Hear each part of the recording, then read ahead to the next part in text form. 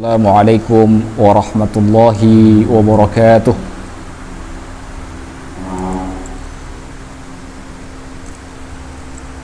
Alhamdulillah alladzi hadana wa bi ayatihi amanna wa bi dzikrihi tuma'anna.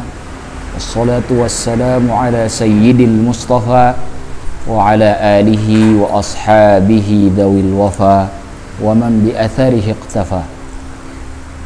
Asyhadu an la ilaha illallah wahdahu la syarika lah wa asyhadu anna Muhammadan abduhu wa rasuluhu la nabiyya ba'dah. Allahumma shalli wa sallim wa barik ala Muhammadin wa ala alihi wa ashabihi ajma'in. Rabbi shrah li sadri wa yassir li amri wa hlul 'uqdatam min lisani yafqahu qawli, amma ba'd. Teman-teman semuanya, para petinggi dan juga karyawan dari perusahaan PT Pratita yang saya muliakan, alhamdulillah pada hari ini kita bertemu kembali. Masih Allah izinkan kita berjumpa, masih Allah panjangkan umur kita bersama sehingga kita masih bisa mengikuti kajian keagamaan yang insya Allah pada hari ini kita akan membahas tentang surah Al-Humazah. Selanjutnya tentu atas dasar nikmat yang telah Allah berikan tersebut, tidaklah kemudian kita membatasi diri untuk bersyukur dan memuji Allah Subhanahu wa ta'ala atas segala nikmat dan kesempatan yang telah diberikan, dengan selalu mengucapkan sekurang-kurangnya alhamdulillahi rabbil alamin. Tentu tak lupa pula, setelah kita melakukan tasbih, tahmid kepada Allah, kita juga bersalawat dan salam kepada Rasulullah sallallahu alaihi wasallam. Dengan sekurang-kurangnya kita ucapkan Allahumma shalli ala Muhammad wa ala alihi wa ashabihi ajma'in. Karena bagaimanapun tanpa beliau tidak mungkin hari ini kita bisa duduk bersama di sini meluangkan waktu untuk mengkaji Al-Qur'an. Karena Al-Quran hanya diturunkan oleh Allah Subhanahu wa ta'ala kepada beliau, yang beliau sampaikan kepada kita melalui lisannya.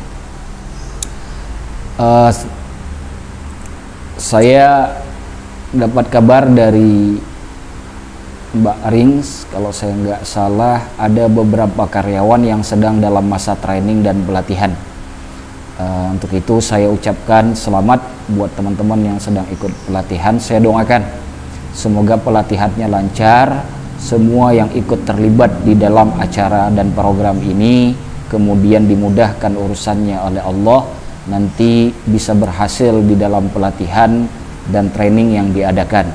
Semua menghasilkan hasil yang bagus, nilai yang bagus, dan tentu saja bisa memberikan efek positif kepada perusahaan yang nantinya akan menguntungkan semua orang yang terlibat di dalamnya ataupun yang tidak terlibat secara langsung di dalamnya. Teman-teman semuanya, tanpa saya perpanjang lagi mukaddimah, kita sekarang sudah jam 16 lewat 10 menit. Kita langsung masuk saja dalam kajian tafsir kita hari ini, yaitu surah Al-Humazah. Mungkin sebelum kita mulai, ada dari teman-teman training khususnya yang barangkali ingin membaca surah Al-Humazah, satu orang barangkali untuk mewakili saya untuk membaca surah Al-Humazah, saya persilakan. Saya mengharapkan yang dari training sih sebenarnya. Mungkin ada satu orang. Atau kalau mungkin tidak ada, siapapun boleh mewakili semua orang yang ikut dalam kajian hari ini untuk membaca surah Al-Humazah. Saya persilakan.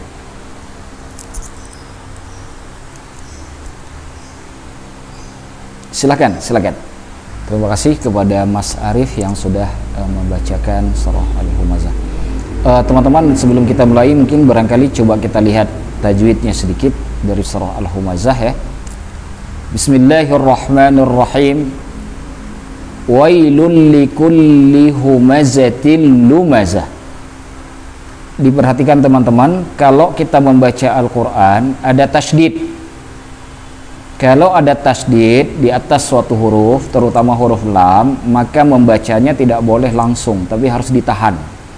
Jadi tidak boleh misalkan kita baca wailul likulli humazatil lumazah. Nah, itu tidak boleh. Karena itu akan menghilangkan kejelasan dari huruf yang diinginkan. Jadi harus ditahan. Cara membacanya yang benar, wailul likulli humazatil lumazah. Jadi ditahan. Di wailul itu setelah lul itu di lam selanjutnya ada tasydid, ditahan.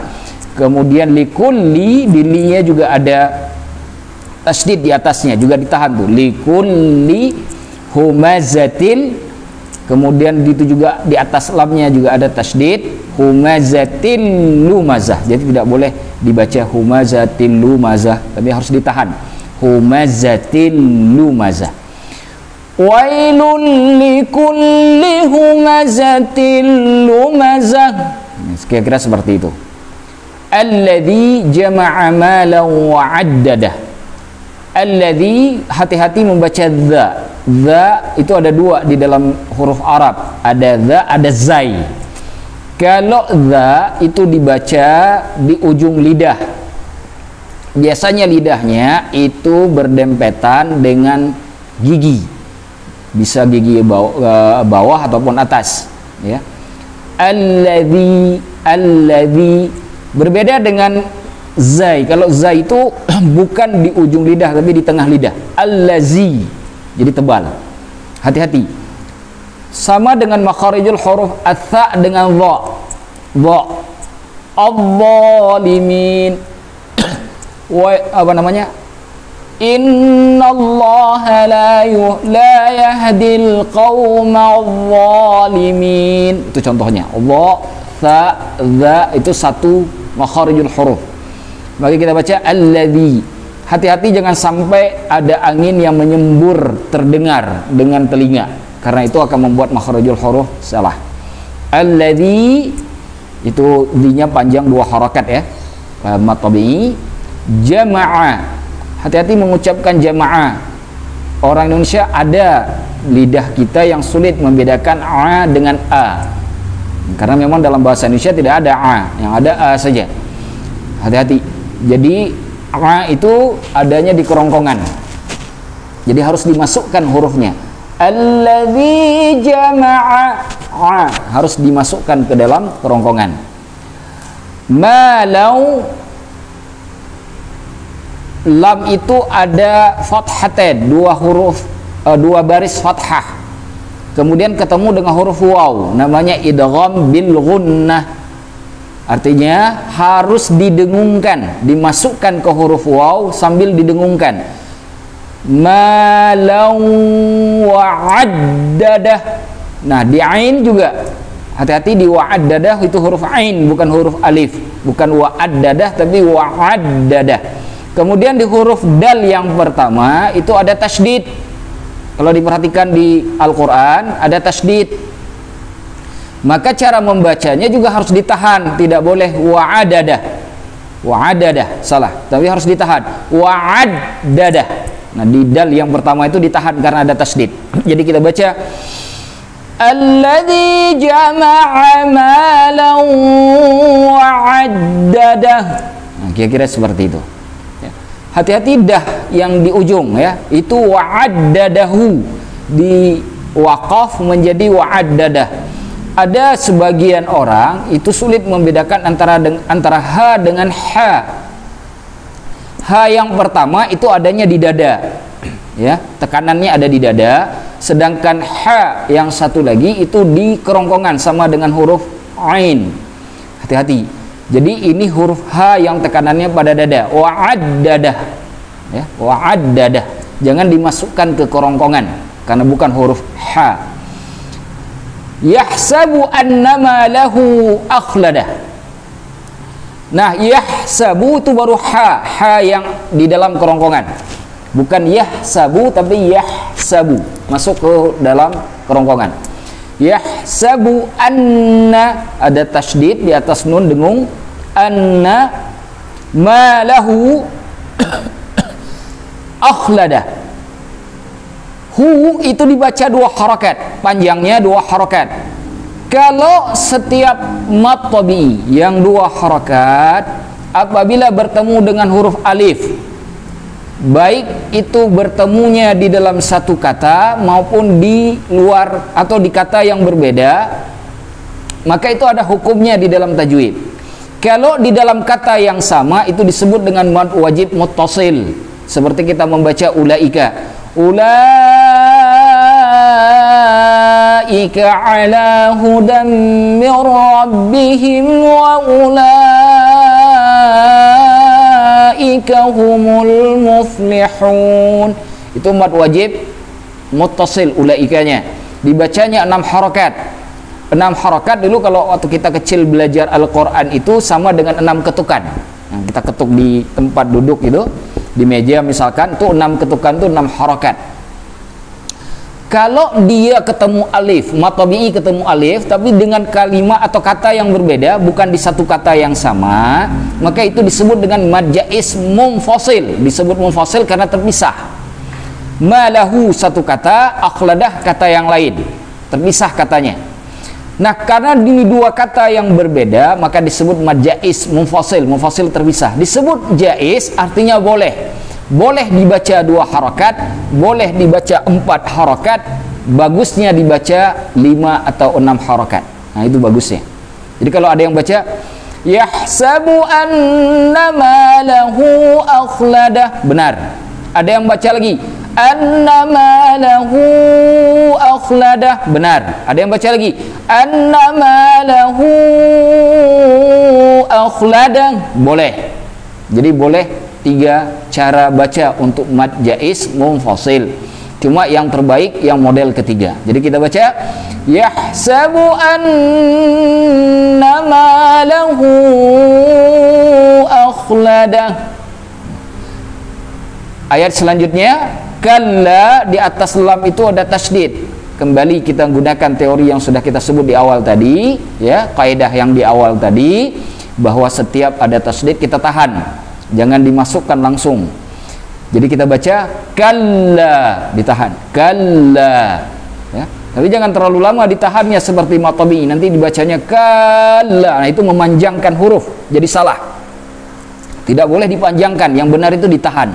Kalla. Begitu. La yumbadanna, nun mati ketemu dengan huruf ba. Iqlab di dalam ilmu tajwid. Cara bacanya nunnya dimasukkan ke huruf ba dengan cara menutup mulut. La yumbadan, ya. Dhanna itu nunnya tasdid jadi berdengung. Dzal dibaca sama seperti alladzi yang saya jelaskan pada ayat yang kedua. Fil hutamah, hati-hati dengan membaca huruf ha dengan huruf ha. Kemudian to, hati-hati membaca huruf to, jangan membaca to. Banyak orang di sini saya dengar sering membaca huruf to itu dengan menggunakan huruf o, ya, menggunakan huruf o, seperti orang membaca huruf ro dengan ro, wa rahmatullah, itu salah. Jadi tidak dibaca dengan huruf o, tapi dibaca dengan huruf a, tapi a-nya a tebal. Hutamah, bukan hutomah atau hutamah, bukan. Ya.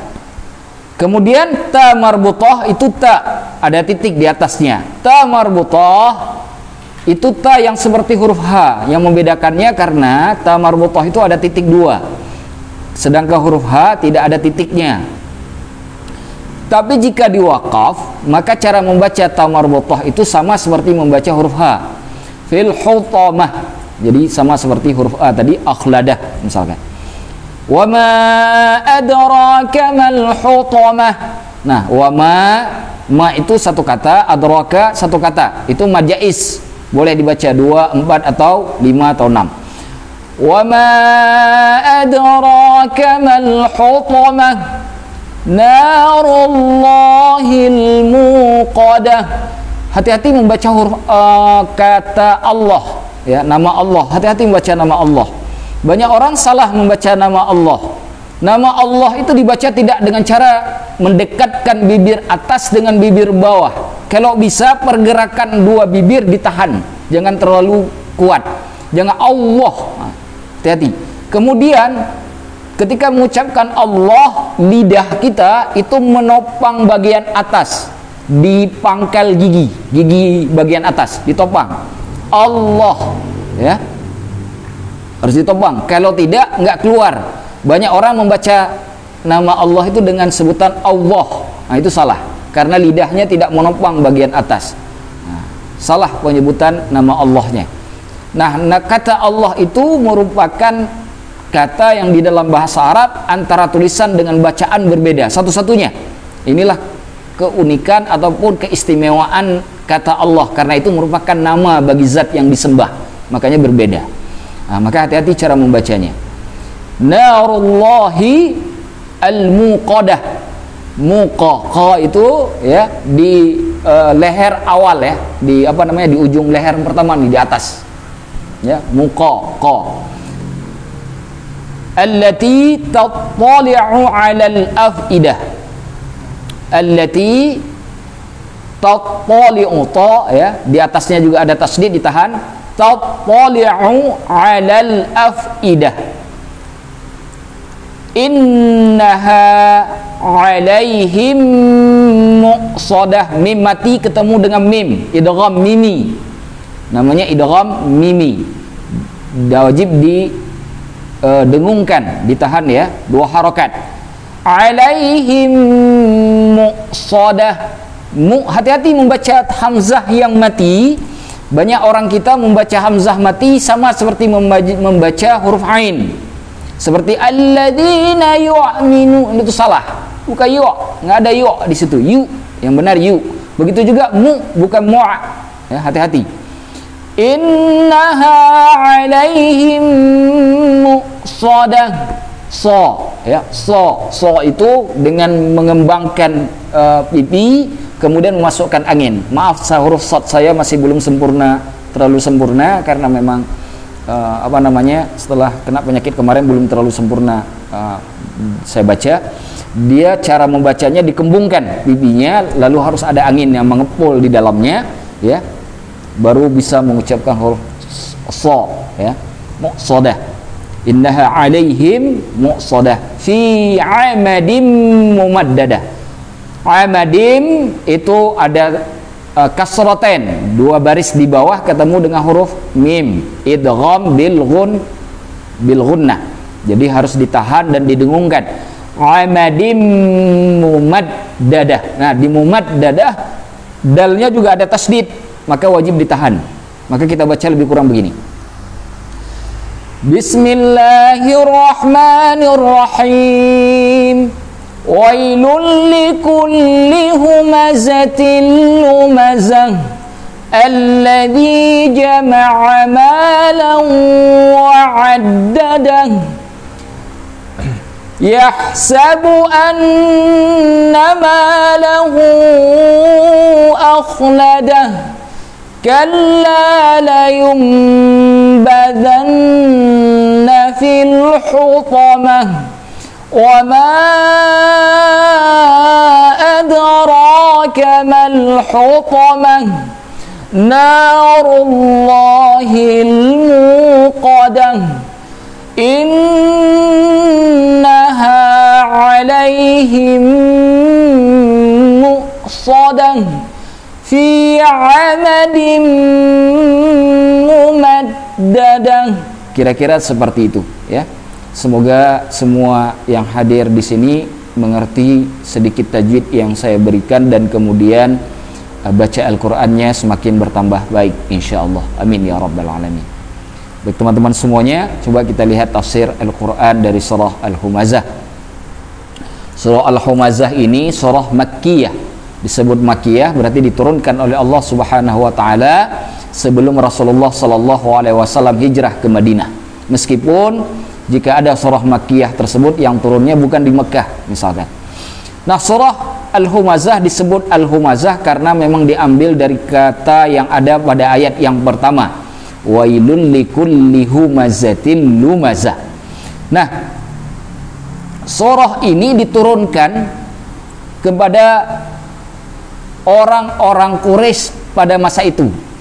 Terkait siapakah orangnya, para ulama tafsir kemudian berbeda-beda pendapatnya, mengatakan siapakah orang Quraisy yang dimaksud sehingga ayat ini atau surat Al-Humazah ini turun. Saya ambil 3 pendapat saja. Pendapat yang pertama itu diungkapkan oleh Atha bin Abi Rabbah. Beliau mengatakan bahwa surah ini turun kepada Al-Akhnas bin Syuraiq. Al-Akhnas bin Syuraiq. Akhnas bin Syuraiq ini salah seorang pemuka Arab masa itu, berasal dari Bani Thaqif. Bani Thaqif itu tempat tinggal aslinya di Taif. Dia pindah ke kota Mekah, tinggal bersama orang-orang Quraisy Mekah dan menjadi salah seorang yang menentang Rasulullah. Ketika Rasulullah Shallallahu Alaihi Wasallam pindah ke kota Madinah, Al-Akhnas bin Syuraiq datang ke Madinah bertemu Rasulullah untuk menyatakan keislamannya. Akan tetapi ketika dia berpaling dari Rasulullah Shallallahu Alaihi Wasallam dan para kaum muslimin, kemudian dia membakar tanaman perkebunan kurmanya kaum muslimin dan membunuh onta-onta merah yang dimiliki oleh orang-orang muslim. Nah, sehingga turunlah ayat Al-Quran lainnya dari surah Al-Baqarah terhadap peristiwa yang dilakukan oleh Al-Akhnas bin Syuraiq ini. Wa minan nasi may yu'jibuka qawluhu fil hayatid dunya. Di antara manusia ada yang bahasanya membuat engkau menjadi takjub wahai Muhammad ketika dalam kehidupan dunia. Wa yushhidullaha ala ma fi qalbih. Lalu dia bersaksi kepada Allah bahwa tentang apa-apa yang ada di dalam hatinya. Karena ketika dia bertemu dengan Rasulullah, Al-Akhnas mengatakan, wallahi, kata dia, la ilaha illallah Muhammadur Rasulullah, demi Allah aku bersaksi tidak ada Tuhan selain Allah dan Muhammad itu Rasulullah. Jadi dia bersaksi, maka turun ayatnya, wa huwa aladdul khisam, dan dia adalah sebesar-besar musuh, ya, dan juga sebesar-besar penentang. Ayatnya bersambung sampai dengan 2 ayat selanjutnya, berakhir pada kata wala bi'sal mihad, dan sungguh orang yang berperilaku demikian itu tempat kembalinya adalah seburuk-buruk tempat, yaitu neraka jahanam. Nah, para ulama kemudian berbeda pendapat tentang Al-Akhnas bin Syuraiq ini, apakah dia masuk Islam ataukah tidak. Sebagian ulama mengatakan bahwa Al-Akhnas bin Syuraiq nanti kemudian meninggalnya dalam kondisi posisinya sebagai seorang muslim. Akan tetapi ada juga riwayat yang mengatakan bahwa Al-Akhnas bin Syuraiq itu mesti dalam kondisi kafir, karena ada ayat tadi yang diturunkan oleh Allah Subhanahu wa taala yang menceritakan tentang perilaku buruknya Al-Akhnas bin Syuraiq. Ibnu Atiyah sebagaimana yang diriwayatkan dari Imam As-Suddi mengatakan begini, Al-Akhnas bin Syuraiq ini pada awalnya masuk Islam ketika bertemu Rasulullah di Madinah. Sekembalinya ke kota Mekah, dia kemudian murtad kembali, kata beliau. Dan inilah pendapat yang menunjukkan bahwa tidak adanya riwayat yang sharih yang menyebutkan bahwa Al-Akhnas bin Syuraiq ini masuk Islam. Akan tetapi kata beliau, meskipun demikian, dimungkinkan Al-Akhnas bin Syuraiq ini dia setelah masuk Islam kemudian murtad dan kemudian masuk Islam kembali. Nah, jadi dimungkinkan seperti itu sehingga matinya di dalam kondisi muslim. Wallahu a'lamu bishawab. Jadi pertama ayat ini turun sebagaimana kata Atha bin Abi Rabbah, turun kepada Al-Akhnas bin Syuraiq. Yang kedua, surah Al-Humazah ini ada pendapat lain, diturunkan kepada Al-Walid bin Al-Mughirah. Al-Walid bin Al-Mughirah ini pendapatnya dari Mujahid. Mujahid mengatakan bahwa ayat ini, surah ini turun kepada Al-Walid bin Al-Mughirah. Al-Walid bin Al-Mughirah ini ayahnya Khalid bin Walid, pahlawan muslim yang terkenal dengan Saifullahil Maslul, pedang Allah yang terhunus nanti ketika masuk Islam. Nah, ayahnya mati dalam kondisi kafir. Ayahnya ini pemimpin dari kabilah Bani Makhzum namanya. Bani Makhzum pada masa kakek Rasulullah Qusay, kakek yang kelima, kakek yang keempat, itu ditetapkan oleh Qusay bahwa Bani Makhzum itu mengurusi bidang kemiliteran. Jadi bidang militer ini dipegang oleh Bani Makhzum. Makanya banyak dari Bani Makhzum ini orangnya tegas-tegas, ahli berperang. Salah satunya Khalid bin Walid. Ini pimpinannya ayahnya Khalid bin Walid, yaitu Al-Walid bin Al-Mughirah. Kemudian ada pendapat lain dari Ibnu Ishaq dan Imam As-Suhaili yang menyebutkan bahwa surah Al-Humazah ini diturunkan kepada Umayyah bin Khalaf. Umayyah bin Khalaf itu tuannya Bilal bin Rabah sebelum masuk Islam.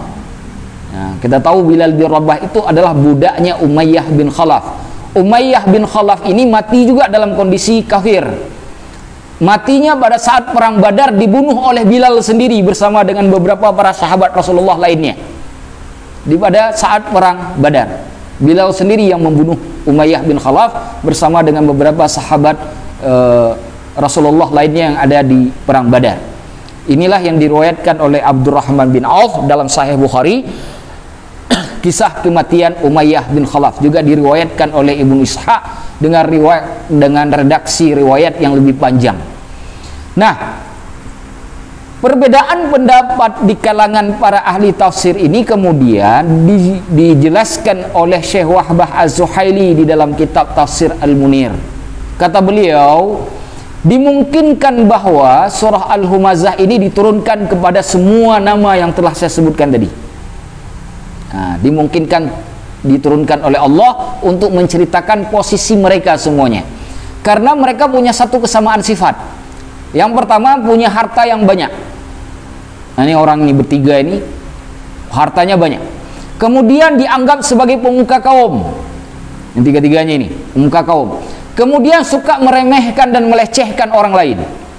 Ini tiga orang ini, karena merasa dirinya kaya, merasa dirinya banyak uang, lalu suka melecehkan orang-orang lain. Ini ketiga orang ini.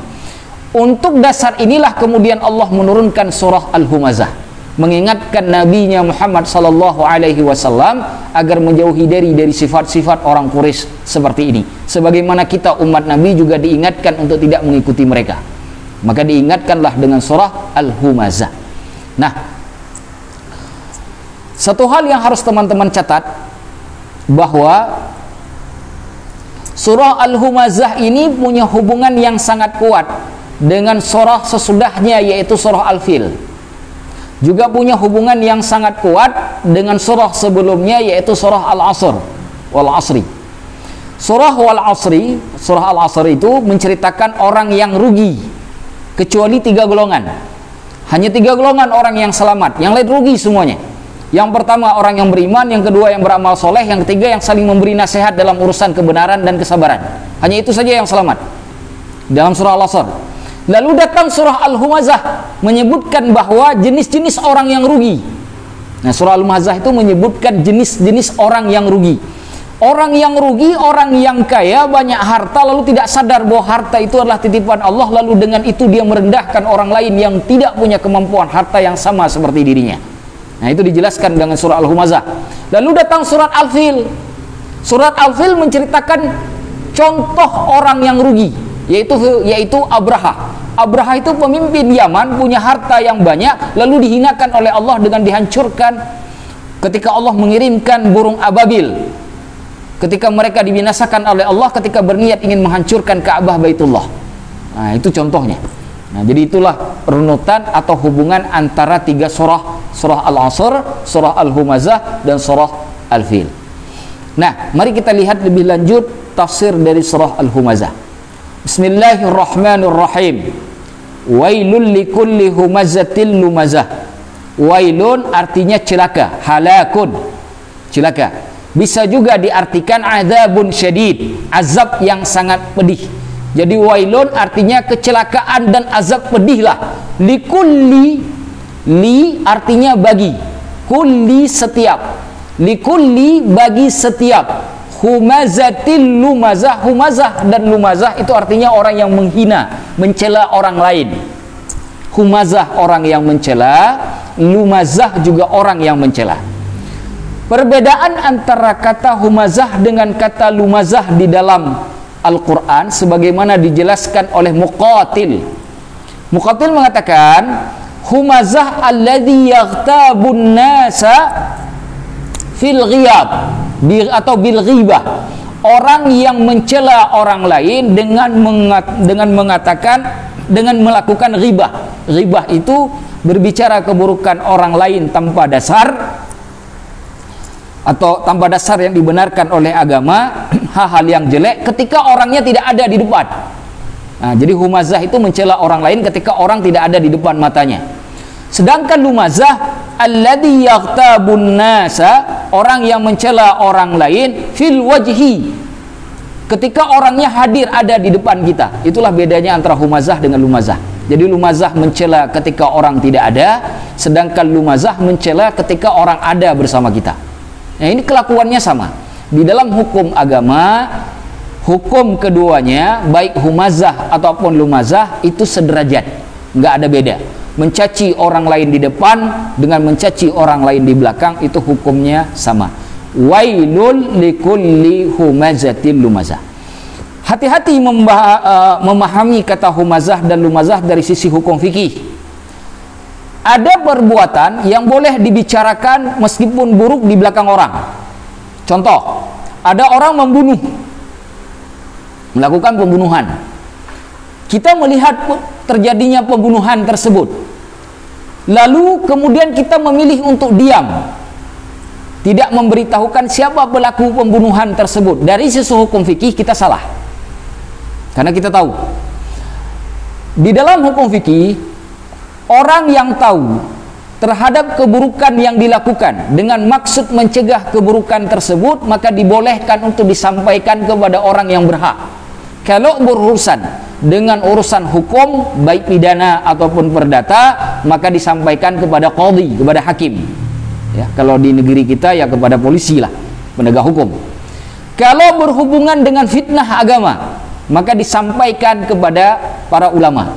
Ditanyakan kepada ulama dan dicegah kemungkaran tersebut agar tidak sampai kepada orang lain.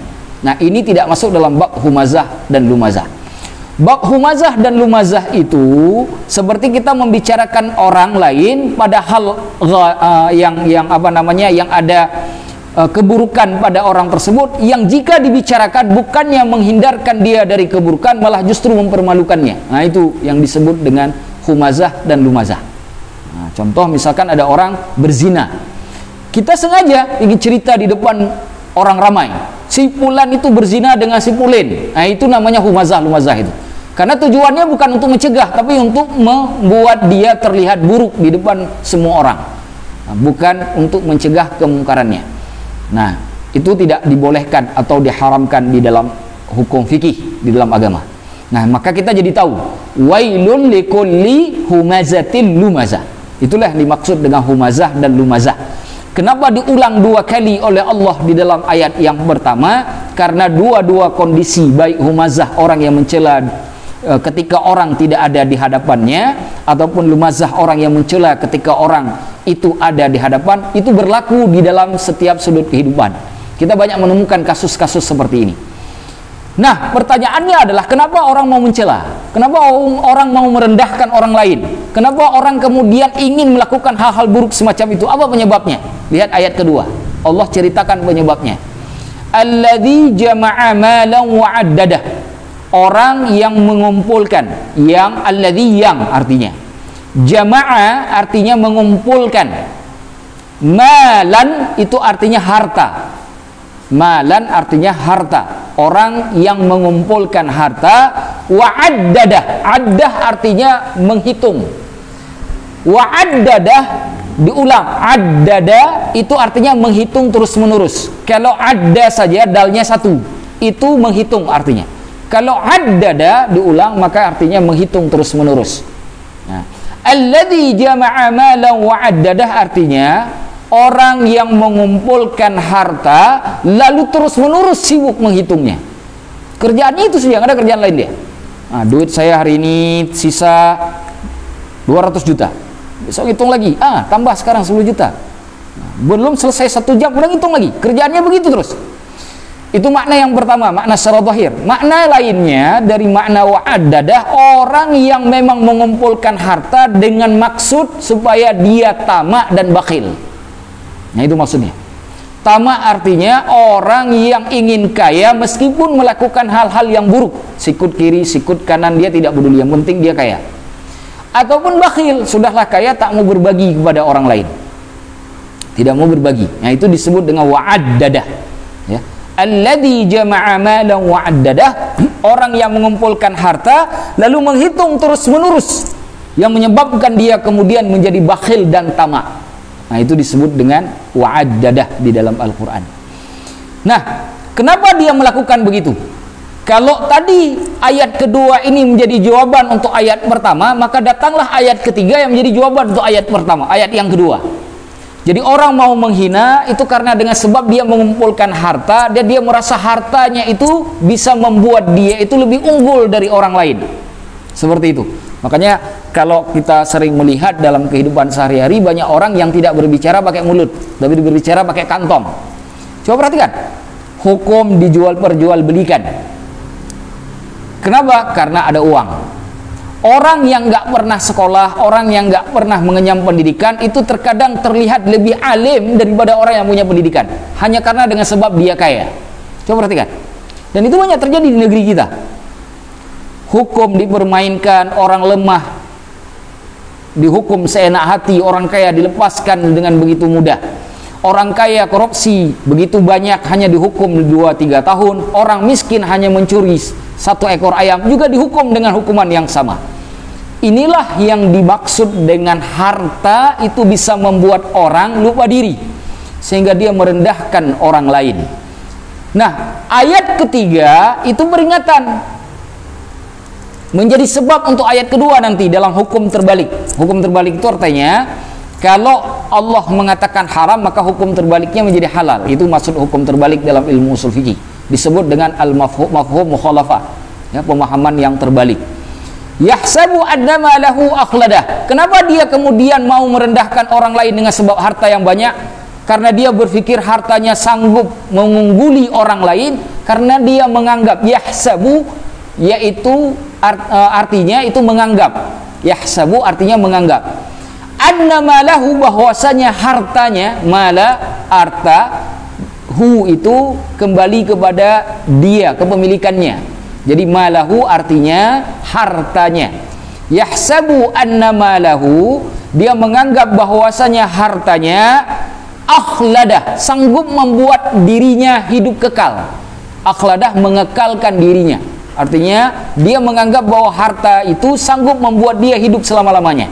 Nah, itu 3 ayat yang pertama ini kemudian menceritakan tentang runutan yang sangat jelas kenapa kemudian adanya orang-orang yang meremehkan orang lain. Pertama, peremehan, penghinaan itu terjadi karena seseorang itu punya banyak harta. Harta yang dia miliki itu menjadi sebab dia sanggup merendahkan orang lain karena dia menganggap bahwa harta yang dia miliki akan terus membuat hidup dia menjadi kekal abadi. Dia tidak akan lagi pernah mati. Nah, bagaimana cara memahami 3 ayat ini kemudian? Pertama, ayat yang pertama kita tahu, humazah lumazah itu hukumnya haram, Allah hinakan. Ayat yang kedua itu menunjukkan bahwa harta itu bukan sesuatu yang salah. Yang salah adalah orang yang memegang harta. Jadi kalau ada orang kaya itu tidaklah dihinakan oleh Islam. Orang kaya itu dimuliakan oleh Islam. Sebagaimana Allah juga tidak mencela orang miskin. Orang kalau memilih menjadi kaya itu bagus. Kalaupun kemudian ingin menjadi miskin juga tidak hina di dalam mata Allah. Tergantung apa sebab dia ingin kaya dan apa sebab dia jadi miskin. Ada orang kaya, dia ingin kaya karena dia bisa membantu agama Allah. Dia ingin kaya karena dia bisa membantu orang-orang yang lemah, maka bagus dalam mata Allah. Ada orang memilih miskin karena dia takut kalau dia terlalu banyak megang duit nanti sombong datang. Karena kesombongan datang, lalu dia kemudian berlagak angkuh di hadapan makhluk-makhluk Allah yang lainnya. Karena dia takut penyakit ini, maka dia memilih untuk jadi hidup biasa saja, sederhana saja. Ini pun mulia dalam pandangan Allah. Dari sini ayat kedua menceritakan bahwa harta itu tidak ada problem. Tidak ada masalah dengan harta. Masalahnya ada dengan orang yang memegang harta tersebut. Maka kita lihat di dalam ruang lingkup kehidupan Nabi. Nabi itu di sekelilingnya ada orang-orang kaya, ada yang baik, ada yang buruk. Al-Walid bin Al-Mughirah, ayahnya Khalid bin Walid, yang pemimpin dari Bani Makhzum itu, merupakan orang yang sangat kaya. Umayyah bin Khalaf itu juga kaya, tetapi mereka menentang Allah, maka buruklah mereka di dalam pandangan Allah. Tapi di sisi Nabi juga ada orang seperti Utsman bin Affan dan Abdurrahman bin Auf. Kayaannya luar biasa. Kekayaannya itu melebihi kekayaan orang-orang kita zaman sekarang. Luar biasa kayanya, tapi dia bantu agama Allah, dia bantu perjuangan Allah dan Rasulnya dengan harta yang Allah titipkan pada dirinya, dan ini menjadi orang yang mulia. Maka ayat kedua kita pahami bahwa harta tidak seharusnya membuat seseorang menjadi sombong, karena harta bisa juga membuat seseorang memuluskan jalan dia ke surga, sebagaimana harta juga bisa membuat seseorang lancar jalan ke neraka. Jadi tergantung yang megang harta. Uang 1 juta itu bisa berbeda hasilnya tergantung siapa yang megang uang 1 juta. Kalau yang megangnya orang yang soleh, maka uang 1 juta bisa bermanfaat sampai dengan 100 juta. Sebaliknya, kalau uang 1 juta dipegang oleh yang jahat, maka uang 1 juta itu bisa membawa kemelaratan yang maha dahsyat. Tergantung siapa yang megang duitnya. Nah, dari sisi ini Allah mengingatkan kita, hai umat Muhammad, janganlah engkau sombong dengan harta yang telah aku berikan kepadamu, karena harta itu bukanlah membuat engkau hidup abadi, hidup kekal, pada akhirnya engkau akan mati. Maka jika kita perhatikan dalam surah Ibrahim, misalkan Allah mengatakan wa in ta'uddu ni'matallahi la tuhsuha, jika engkau menghitung nikmat Allah, engkau tidak sanggup. Di ayat yang lain, la in syakartum la azidannakum wa la in kafartum inna adzabi lasyadid. Sekiranya engkau bersyukur dengan apa yang telah Allah berikan kepadamu, maka Allah akan tambah rezekinya. Jika engkau kemudian kufur kepada Allah, menentang Allah, sesungguhnya azabku sangatlah pedih. Nah, dari sisi ini kemudian Allah mengingatkan kita bahwa haram hukumnya, bahkan hina sekali orang-orang yang menjadi budak harta. Ini teman-teman penting memahami surah Al-Humazah, karena teman-teman ini bekerja. Karena kalau ditanya ngapain kerja, pasti untuk cari uang. Nah, hati-hati.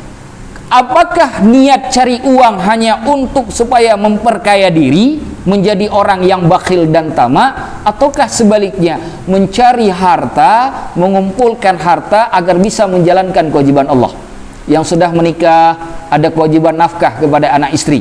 Yang belum menikah, ingat, Allah buka pintu. Kalau sudah sampai nisab 85 gram emas dalam 1 tahun, maka jika dihitung 12 bulan ya, maka diwajibkan dia menyerahkan zakat sebesar 2,5% setiap bulannya dikeluarkan setelah dia mendapatkan uang tersebut, dihitung dengan bulan Hijriah, bukan dengan bulan Masehi. Nah, sebagian orang juga menghitung dengan bulan Masehi karena sulit menghitung bulan Hijriah, karena sering menggunakan bulan Masehi seperti di Indonesia misalkan. Indonesia dihitung pakai bulan Masehi. Hukum dasarnya itu menggunakan bulan Hijriah. Nah, itu ada kewajiban yang harus diperhatikan biar harta yang kita miliki kemudian tidak membuat kita celaka. Yahsabu annama lahu akhladah. Apakah orang yang mengumpulkan harta, bekerja siang malam, mati, pontang-panting segala kesana kemari, lalu berpikir harta yang dia kumpulkan itu akan membuat dia hidup kekal abadi? Kan tidak juga. Berapa banyak orang kaya kemudian begitu saatnya mati, mati saja. Bahkan banyak sekali orang kaya matinya macam-macam. Ada yang mati karena gagal ginjal, ada yang mati karena gagal jantung, macam-macam.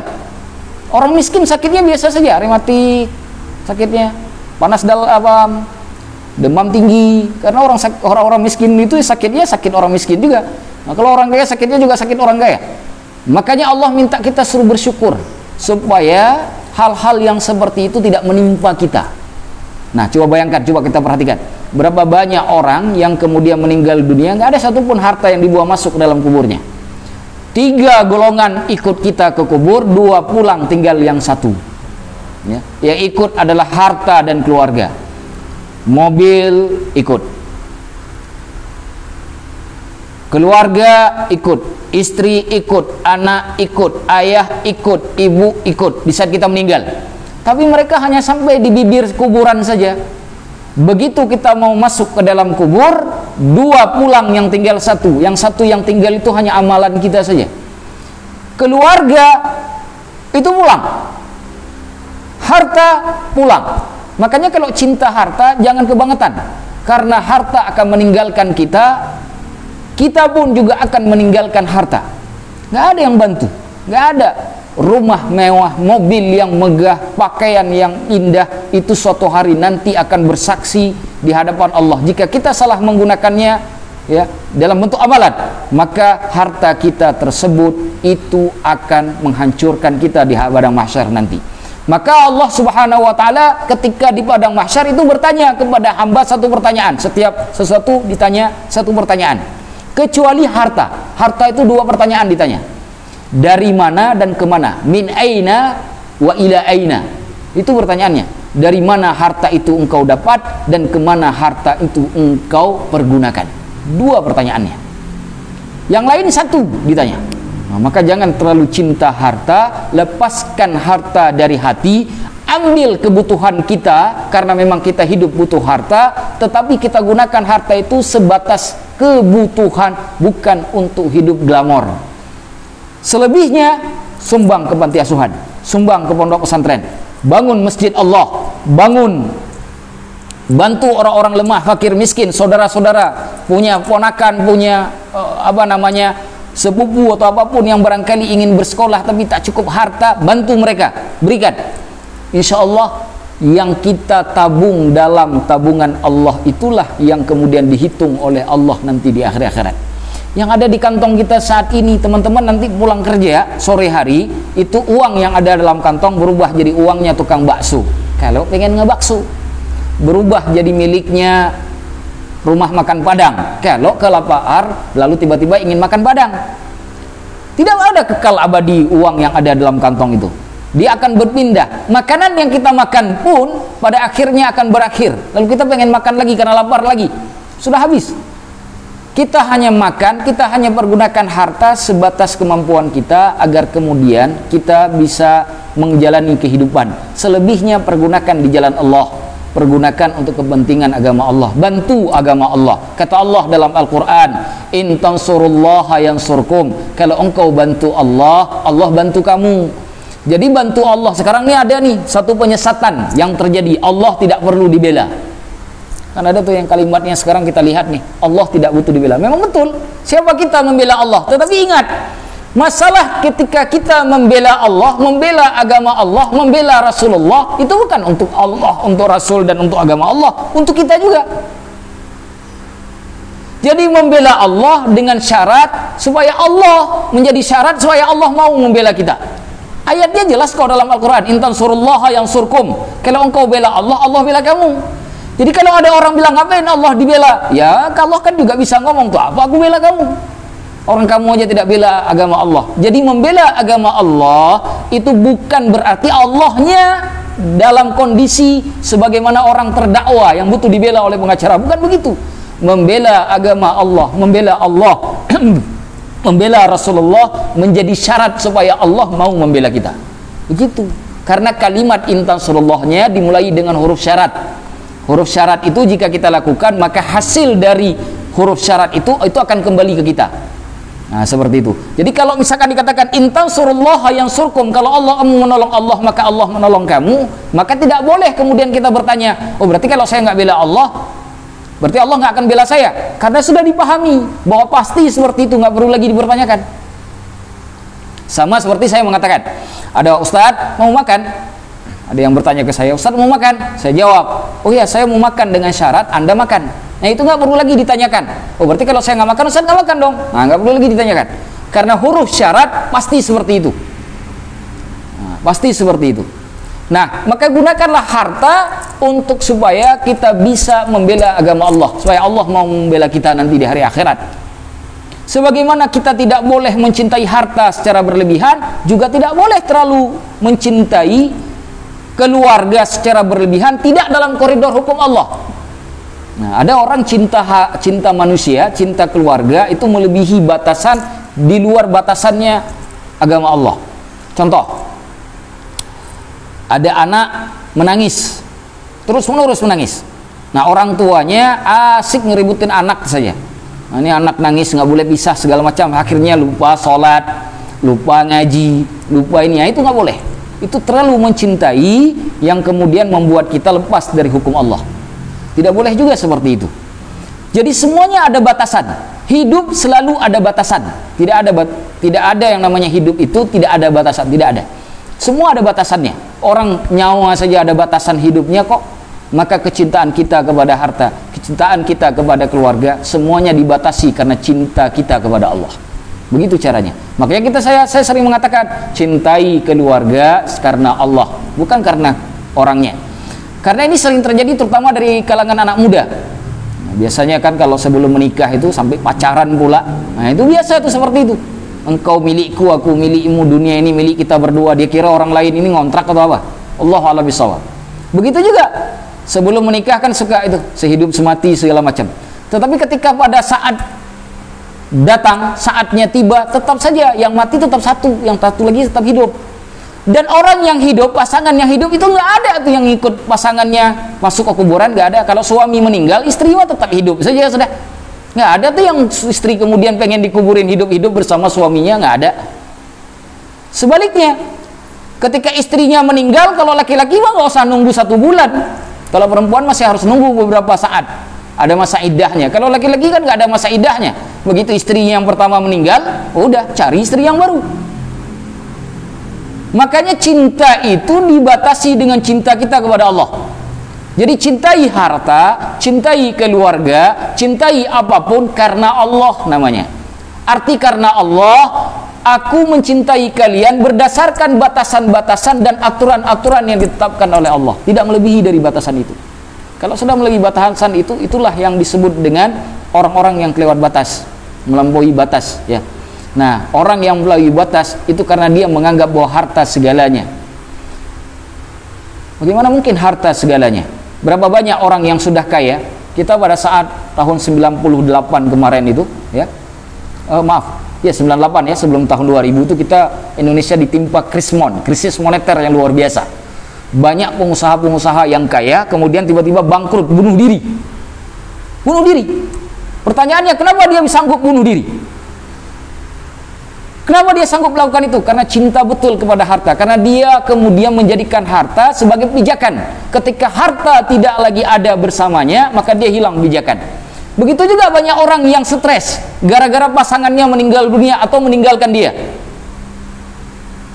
Ada pasangan selingkuh, menderita hidup, menderita terus-menerus. Kenapa? Karena dia sangat berpatokan bahwa pasangannya adalah segalanya buat dia. Ngapain membuang air mata kepada pasangan yang buruk? Sudah tahu dia selingkuh, kita tangisi pula. Buat apa ditangisi? Jadi kalau ada pasangan seperti itu, nggak usah ditangisi, tertawakan saja. Karena dia sudah di luar kaedah hukum Allah. Jadi cintai segala sesuatu dengan batasan karena Allah. Ada hadis dari Imam At-Tabrani, saya bacakan. Kata Rasulullah SAW begini, Habib habibaka haunamma, cintailah kekasihmu itu sewajarnya saja. Asa ayyakuna baghidaka yawmamma, karena bisa saja kekasihmu yang kau cintai saat ini berlebihan, akan datang suatu masa dia akan menjadi musuhmu. Wabghid baghidaka haunamma, bencilah orang yang engkau benci itu sewajarnya saja. Asa ayyakuna baghi habibaka yawmamma, karena bisa saja kebencianmu hari ini akan menjadi kekasihmu suatu hari nanti. Berapa banyak orang bertengkar, laki perempuan bertengkar, tahu-tahunya malah jadi suami istri. Nah, ini kita nggak ngerti. Maka akhirnya kita katakan, karena kita tidak tahu apa yang akan terjadi di masa depan, aku mencintai segala sesuatu karena Allah, maka aku mencintai harta karena Allah. Ketika harta yang Allah titipkan kepadaku, maka tidak menjadikan aku sombong. Lalu tidaklah dengan harta itu aku akan merendahkan orang lain. Jika ini bisa kita lakukan, lepaslah kita dari 3 ayat pertama dari surat Al-Humazah. Wailul likulli humazatin lumazah alladzi jama'a malan wa 'addadah yahsabu annama lahu akhladah. Terlepas sudah. Nah, kalau tidak terlepas dari 3 ayat yang pertama, apa akibatnya? Baca ayat selanjutnya, ayat keempat. Kalla la yumbadzanna fil hutamah. Sekali-kali tidak. Maksud sekali-kali tidak, sekali-kali tidaklah harta itu akan membuat engkau hidup abadi. Nah, itu kalla di situ. La yumbadzanna. sungguh engkau akan dicampakkan fil hutamah, ke dalam neraka al-hutamah. Kata la yumbadzanna itu ada huruf taukid namanya. Huruf taukid itu huruf penguat. Ada dua huruf penguat. Yang pertama huruf lam. Coba lihat di kata la yumbadzanna itu ada lam di awalnya. Yang kedua ada nun pada ujungnya itu. Itu disebut dengan nun taukid, lamnya disebut lam taukid. Taukid itu artinya penguat.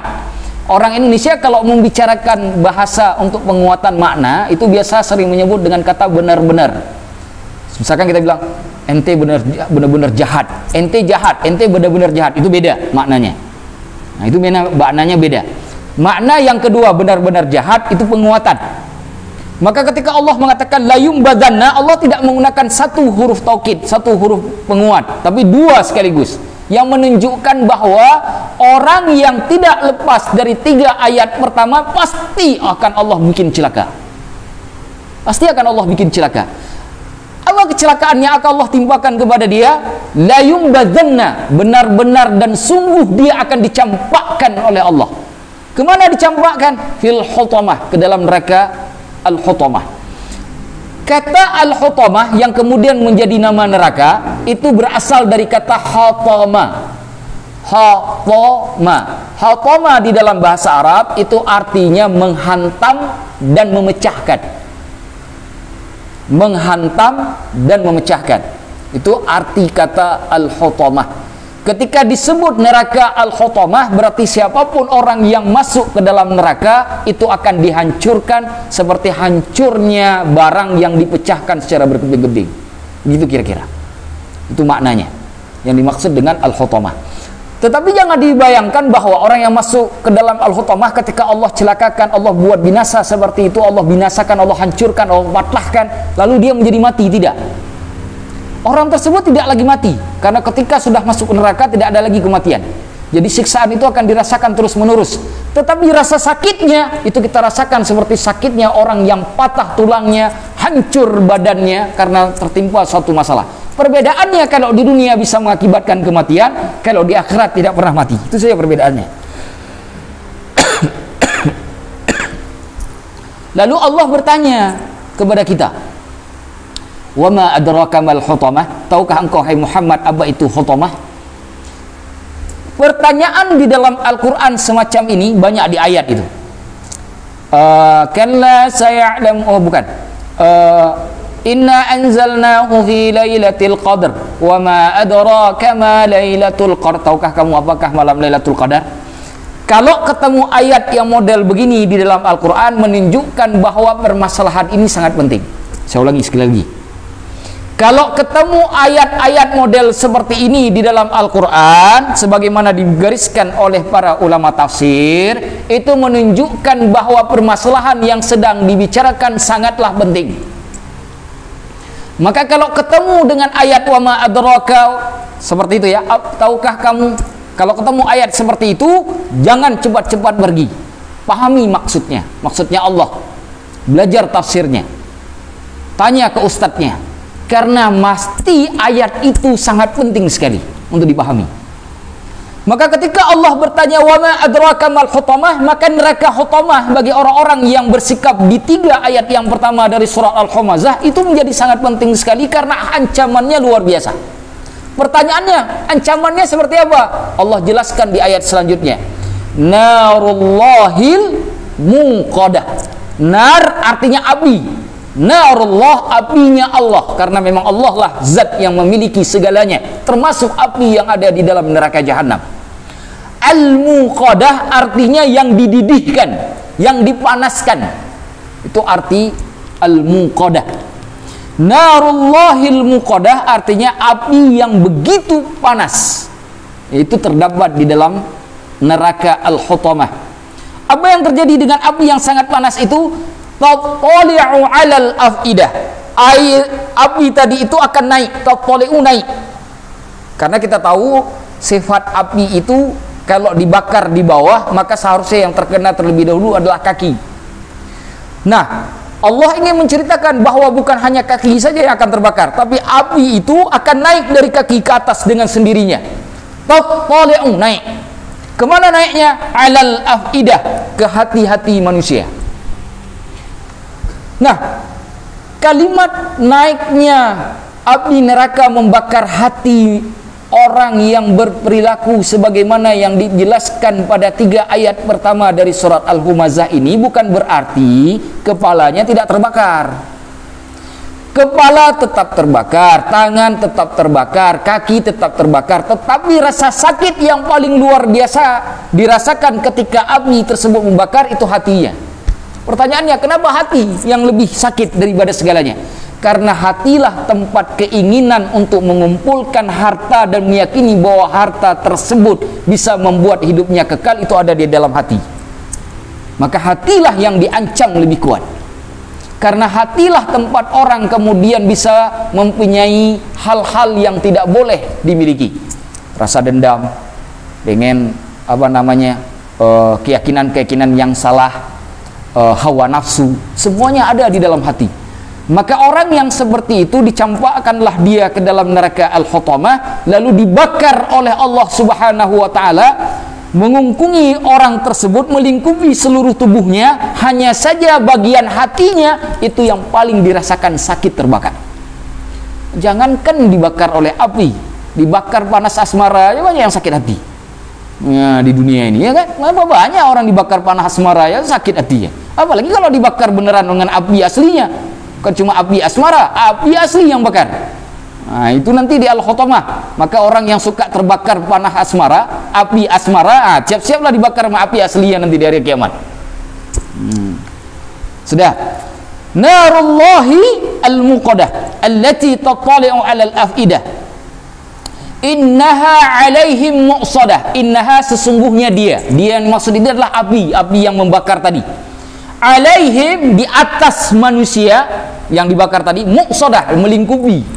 Muqsadah itu artinya menutupi. Jadi kita ditutupi oleh api seperti kita ditutupi oleh balon misalkan, karena ada balon yang kita bisa masuk ke dalam itu. Jadi sekeliling kita itu ada balon gitu. Nah, begitulah kira-kira bayangan api yang akan mengungkungi kita nanti di dalam neraka Hutamah. Di atas kita, di samping kita, di bawah kita itu api semuanya. Dibakar seluruh tubuh kita oleh Allah, hanya saja yang paling kesakitan itu adalah hati. Karena hati tempat keyakinan itu berada. Tempat segala nafsu jahat itu berdiam. Tempat segala macam keinginan jahat, keinginan setan itu ada. Maka dibakarlah api yang paling, hatilah yang paling banyak merasakan sakit, yang paling dahsyat ketika Allah membakar hamba seperti itu. Nah, bagaimana kondisi kita ketika dibakar oleh Allah? Fi amadim mumaddadah. Kita saat itu sedang berada digantung di sebuah tiang. Digantung di tiang. Amadin artinya tiang. Kita digantung di tiang. Tiang itu kata Allah mumaddadah. Mumaddadah itu artinya secara bahasa tawilatun muwaththaqah. Tawilah artinya tinggi, muwaththaqah artinya kokoh. Jadi tiang itu dipacak dengan sangat tinggi, kita diikat di tiang itu. Diikat oleh Allah di tiang. Bayangkan kalau kita dilepas saja di dalam neraka lalu dibakar sangat menderita, ini kita diam. Diikat oleh Allah, tidak bisa bergerak. Lalu datang api ingin membakar. Coba bayangkan, kalau nggak takut tes saja nanti pulang ke rumah. Coba ikat diri sendiri, nah, lalu suruh dekatkan api. Takut tidak? Begitulah kondisi di dalam neraka Hutamah. Orang yang suka mencela orang lain, baik ketika orangnya tidak ada maupun ada, dengan sebab dia merasa bahwa dia banyak harta, dan dia meyakini bahwa harta bisa membuat dia lebih unggul dari makhluk Allah yang lainnya, karena dia meyakini bahwa dia bisa memberikan kehidupan, maka orang ini akan Allah masukkan ke dalam neraka Hutamah. Di dalam neraka Hutamah, apinya sangat besar melingkupi seluruh tubuh. Hanya saja pada saat dibakar oleh Allah dengan api tersebut, hati merasakan rasa sakit yang jauh lebih dahsyat daripada anggota tubuh lainnya. Kondisi kita di saat Allah membakar kita, kita diikat di sebuah tiang yang dipacak dengan sangat tinggi, dan tiang itu sangatlah kokoh. Artinya kokoh, kita tidak bisa lari dari tiang tersebut. Sebagian para ulama tafsir mengatakan, dengan apakah kita diikat? Kata para ulama, sebagaimana dalam surah Al-Haqqah, diikat dengan menggunakan besi, dengan menggunakan besi. Kan ada ikatan besi ya, ikatan besi. Itulah alat yang digunakan oleh Allah untuk mengikat hamba-hambanya tersebut di tiang-tiang pasak yang tinggi tersebut yang kokoh. Lalu datanglah api menyambar tubuh dan membakarnya dengan sangat luar biasa. Ini hukuman yang sangat luar biasa dahsyat. Bayangkan kalau kita melihat ada hamba Allah hari ini di tengah jalan dibakar hidup-hidup, gimana perasaan kita? Kita nih pulang kantor, tiba-tiba melihat ada orang dibakar hidup-hidup, gimana perasaan kita? Coba bayangkan di dalam neraka hutamah itu dibakar hidup-hidup oleh Allah. Hanya bedanya saja dengan manusia. Manusia ketika membakar orang lain hidup-hidup itu kadang-kadang tidak ada warning. Kalau Allah kasih warning, ngasih peringatan. Manusia sudahlah tidak ngasih warning, tidaklah ngasih cara bagaimana supaya tidak terbakar. Kalau Allah ngasih cara bagaimana supaya kita tidak terbakar. Inilah makna dalam hadis Rasulullah sallallahu alaihi wasallam yang Allah maksudkan, yang Rasulullah maksudkan ketika menukilkan hadis kursi di mana Allah berfirman, "Inna rahmati sabaqat ghadabi." Bahwasanya rahmatku mendahului marahku, kata Allah. Bagaimana caranya marah Allah? Lihat bagaimana siksaan Allah di neraka hutamah. Bagaimana rahmat Allah mendahului marahnya? Bukankah Allah menurunkan Al-Quran, mengutus nabinya, memperingatkan kita, "Hai hambaku, jangan kau masuk neraka hutamah, siksaannya sangat berat. Ini loh siksaannya, maka hindarilah." Bagaimana cara engkau menghindari? Jangan kau caci orang lain tanpa sebab yang jelas, tanpa dibolehkan oleh oleh Allah dan Rasulnya, hanya karena engkau merasa dirimu lebih unggul secara materi, hanya karena engkau lebih merasa hebat karena engkau punya uang yang banyak. Jangan lakukan itu. Allah beri peringatan. Kenapa Allah beri peringatan? Karena Allah ingin rahmatnya mendahului marahnya. Karena marahnya Allah nanti di akhirat, maka rahmatnya sudah Allah tunjukkan saat kita di dunia. Mau lepas dari marahnya Allah, lepaskan diri dari perbuatan yang jahat tadi. Nah, Ustadz, adakah obat jika saya sampai terkena penyakit seperti ini? Adakah obatnya, Ustadz? Apa yang harus saya lakukan? Apa obatnya, Ustaz? Ada sebuah hadis dari Imam Baihaqi yang dinukilkan oleh beliau di dalam Sunan Al-Baihaqi dan sangat indah sekali hadisnya. Rasulullah sallallahu alaihi wasallam pada suatu hari itu berkumpul dengan para sahabatnya. Lalu Rasulullah mengatakan begini, "Inna hadhil quluba," wahai para sahabatku, sesungguhnya hati ini, "tarsadul hadidu idza asabahul ma." Dia akan berkarat seperti berkaratnya besi jika terkena air.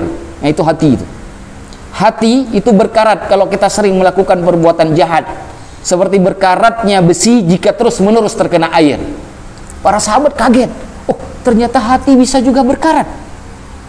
Lalu Rasulullah ditanya oleh para sahabatnya, "Ya Rasulullah, wahai Rasulullah, wa ma jilauha, cara memperbaikinya bagaimana ya Rasulullah? Hati yang berkarat tadi cara bersihinnya bagaimana ya Rasulullah?" Kata Rasulullah, "Dua. Lakukan dua hal agar hati yang berkarat tadi menjadi bersih." Apa hati yang berkarat tadi? Pertama, kata Rasulullah, kathratu dzikril maut. Banyak-banyak ingat mati. Banyak-banyak ingat mati. Makanya Rasulullah itu nyuruh kita itu, kalau ada orang meninggal, orang sakit itu disuruh kunjungi. Untuk apa? Biar kita yang sehat ini, biar kita yang masih hidup ini ingat bahwa kita juga bisa terjadi hal yang sama dengan kita. Maka kalau datang ke tempat orang meninggal dunia, saya sering lihat itu, orang datang ke tempat orang meninggal dunia malah bercanda, ribut lagi, diskusi musyawarahnya. Gak ada sedikit pun keinginan dia untuk memperhatikan orang meninggal dunia, lalu mengingat dirinya bahwa dia juga bisa tidur di tempat yang sama, yaitu di dalam kuburan. Maka kalau kita kemudian ingin supaya hati yang berkarat itu lepas, ingat, sering-sering ingat mati. Ustadz, saya tak bisa lagi diingat mati. Susah betul saya ingat mati. Ya, datang ke kuburan, lihat kuburan. Tak juga bisa ingat, tidur tuh di samping kuburan, jangan bangun-bangun, sampai ingat baru bangun. Kalau juga tak ingat-ingat, orang kayak begitu tuh memang susah memang diajarkan. Karena cuma itu obatnya. Ya, ada obat satu lagi kata Rasulullah selain kathratu dzikril maut. Yang kedua, tilawatul Quran, baca Al-Quran. Lakukan dua hal ini setiap hari. Ingat mati, baca Al-Quran. Hadis Imam Al-Baihaqi di mana Rasulullah sallallahu alaihi wasallam menjelaskan obat cara membersihkan hati yang berkarat. Hanya cuma ini saja.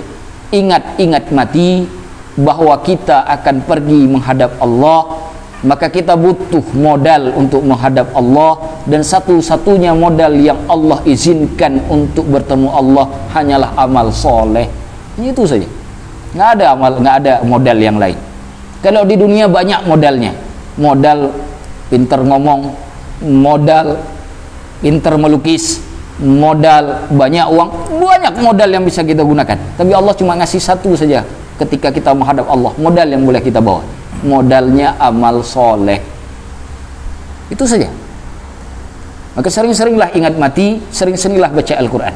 Nah teman-teman nih, setiap hari ini sudah baca Al-Quran tidak? Oh sudah, kenapa? Kan ikut kajian Ustaz Amnah, sudah baca surat Al-Humazah tadi. Kalau nggak ada kajian terus gimana, nggak baca? Ini syukur nih hari ini baca Al-Quran, ada kajian. Yang kalau nggak ada kajian berarti nggak baca Al-Quran. Maka oleh teman-teman semuanya, usahakan setiap hari baca Al-Quran. Ustaz, saya ini karyawan, bagaimana saya baca Al-Quran? Beli Al-Quran kecil, harganya cuma Rp30.000. Sisihkan gaji bulanan Rp30.000, beli Al-Quran kecil, bawa ke kantor. Ketika dalam waktu senggang di kantor belum ada pekerjaan yang banyak, baca Al-Quran, buka. Bismillahirrahmanirrahim. Fabima rahmatin minallahi linta lahum walau kunta faddan ghalidhal qalbi lam faddu min hawlik. Baca Al-Quran. Begitu caranya. Kalau cuma mengharap bisa datang ke masjid, gelar sajadah, baca Al-Quran, sampai kiamat nggak baca-baca Al-Quran nanti. Padahal itu obat untuk membersihkan hati. Itu obatnya itu. Nggak perlu datang ke dokter spesialis. Ustaz Amnah kenal dokter hati. Banyak saya kenal dokter hati. Ya boleh rekomendasikan mana yang bisa membersihkan karat hati. Nggak ada. Cara satu-satunya hanya membersihkan karat hati, ingat mati, baca Al-Quran. Itu saja obatnya. Lakukan setiap hari, jangan tunda. Kalau ditunda-tunda, khawatirnya keburu meninggal. Meninggal itu tidak datang hanya kepada orang tua. Berapa banyak sahabat kita yang masih muda belia, sehat, segar, bugar, bahkan pulang dari olahraga meninggal dunia. Yang enggak olahraga enggak meninggal. Dia yang pulang olahraga meninggal dunia. Karena meninggal dunia tidak pilih kasih. Dia tidak melihat, ini olahraga, jangan sentuh dulu, karena dia sehat. Enggak. Orang sehat bisa meninggal, orang sakit bisa juga meninggal. Saya punya cerita, ayah saya itu sempat koma di rumah sakit. Almarhum ayah saya sendiri. Sekitar lebih kurang 5 tahun yang lalu, beliau itu sempat koma di rumah sakit. Kemudian datang besan ayah saya, mertua dari abang saya, itu duduk di kepala ayah saya membaca Al-Quran. Karena ayah saya saat itu tidak lagi bisa mengucapkan kata-kata. Tidak lagi keluar kata-kata. Kami sudah menganggap bahwa beliau sudah pergi hari itu. Saya berada di sebelah kiri beliau, terus menerus mentalqinkan di telinga beliau, la ilaha illallah. Ayah ucapkan la ilaha, terus menerus saya talqinkan. Sedangkan besannya itu baca surat Yasin. Bukan cuma 1 kali, sampai 2 kali tamat tuh Yasin dibacakan di kepala ayah saya. Ternyata Allah izinkan ayah saya bangkit kembali, nggak meninggal dunia hari itu. Lalu tiba-tiba keluar suaranya dengan jelas bisa kita dengar. Selamat beliau, dari perkiraan kita beliau akan berangkat. 1 tahun kemudian orang yang baca besan beliau, yang baca surat Yasin, itulah yang meninggal. Ayah saya masih sehat di rumahnya. Coba bayangkan. Yang baca Yasin duluan meninggal, padahal tadinya ingin baca Yasin buat ayah saya. Sekarang harus kami yang baca Yasin kepada beliau, karena duluan beliau yang meninggal dunia. Maka hati-hati dalam urusan kematian.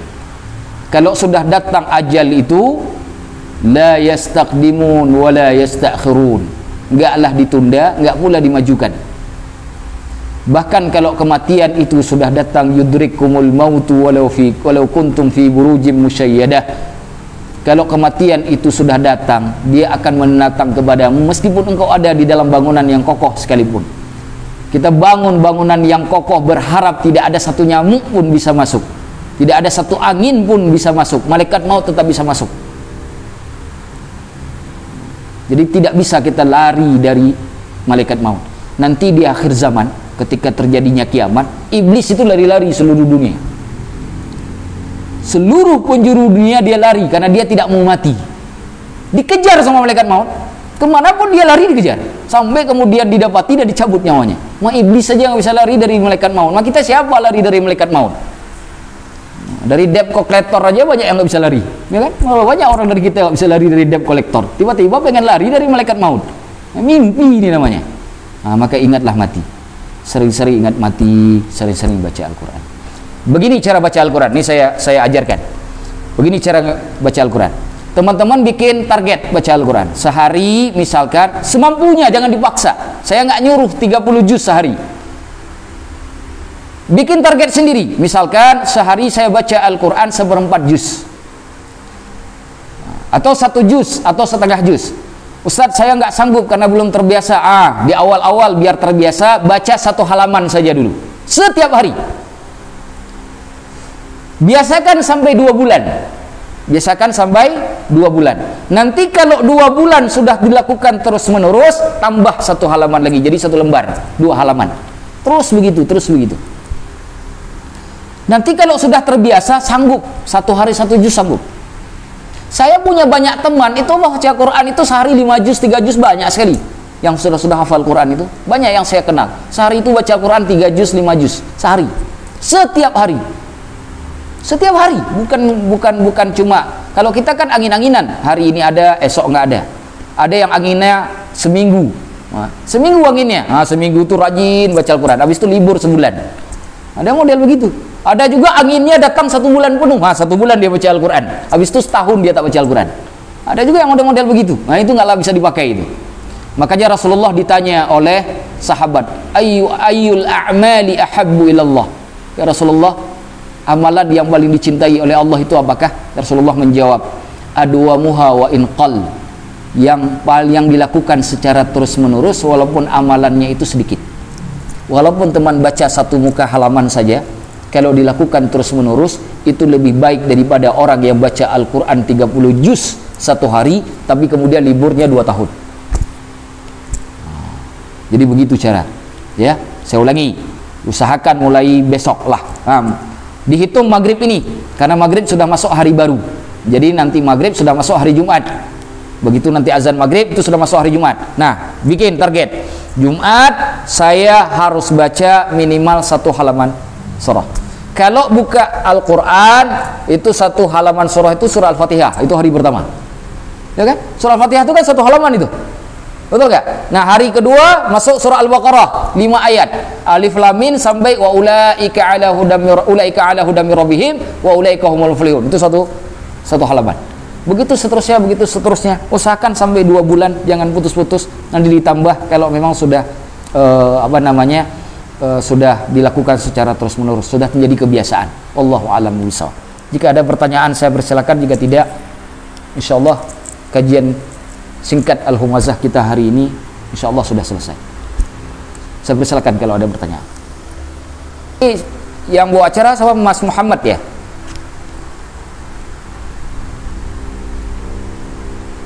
Oh gitu. Enggak, yang bawa acara nih Mas Muhammad namanya. Iya, baik. Mas Muhammad, saya jawab satu-satu dulu. Kepada Mas Rizky yang bertanya, Ustadz, apakah zakat itu termasuk juga kewajiban cicilan kita di dalamnya? Apakah itu langsung juga atau dipotong dulu dari gaji saya ataukah bagaimana? Ingat, zakat dalam pertanyaan ini dipahami dari 2 sisi. Ada zakat mal, ada zakat penghasilan. Ya.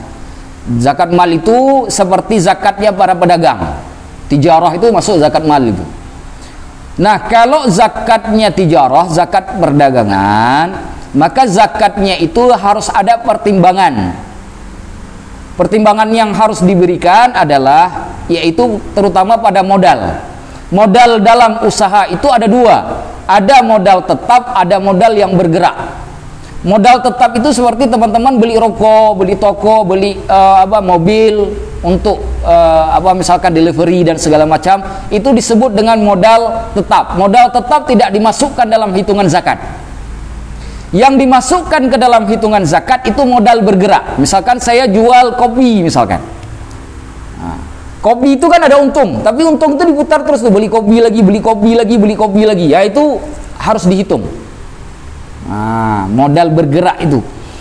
kecuali modal bergerak itu menjadi modal tetap. Karena modal tetap itu nanti yang dihitung bukan lagi pada tijarah, tapi dari asetnya yang dihitung. Misalkan saya beli tanah, tanahnya tidak kena zakat sampai tanah itu dijual. Ataupun tanah itu kemudian dikeluarkan zakat jika diusahakan misalkan ditanami tanaman. Jadi nanti jatuhnya ke zakat tanaman, bukan zakat tanah lagi. Nah, sedangkan jika tanahnya tidak menghasilkan, kayak tanah di pegunungan, nggak ditanami, nggak juga dijual, dia tidak kena zakat sampai kemudian menghasilkan. Menghasilkan itu dua cara, diolah atau dijual, diperjualbelikan. Itu baru kemudian kena zakat jika sampai nisabnya. Nah, itu dari sisi zakat mal. Kalau zakat tijarah yang tadi modal tetap itu nanti dihitung bersama dengan keuntungan. Nah, berapa nanti akhir tahun setelah 12 bulan? Dihitung harus tunggu 12 bulan, haul namanya. Nah, setelah 12 bulan, jika sampai 85 gram emas, 85 gram emas, saya tidak tahu jual harga emas hari ini. Kalau saya nggak salah, katakanlah 900.000 kalau nggak salah hari ini itu harga emas, lebih kurang 900.000 lah harga 1 gram emas. 900.000 dikali 85 gram, yang jadi berapa itu? Nah, saya susah ngitung nih karena makannya udah lama tadi. Soalnya nih kalau perut lapar susah dia menghitung. Itu kira-kira dihitung, kira-kira berapa? 76 sekian juta ya, 70 juta sekian ya. Itu berapa? 76.500.000 rupiah. Nah, 76.500.000 rupiah dibagi 12 bulan karena haulnya kan 12 bulan. Coba dibagi 76.500.000 dibagi 12 bulan. Kena berapa tuh? 6.375.000 rupiah. 6.375.000 rupiah. Nah, apabila setiap bulannya kemudian setelah yang 12 tahun ya sampai nisab 6.375.000 rupiah, maka dia wajib mengeluarkan 2,5% dari 6.375.000 rupiah tadi. Nah, berapa 2,5% dari 6.375.000 tadi? Berapa 2,5%-nya Mas Muhammad?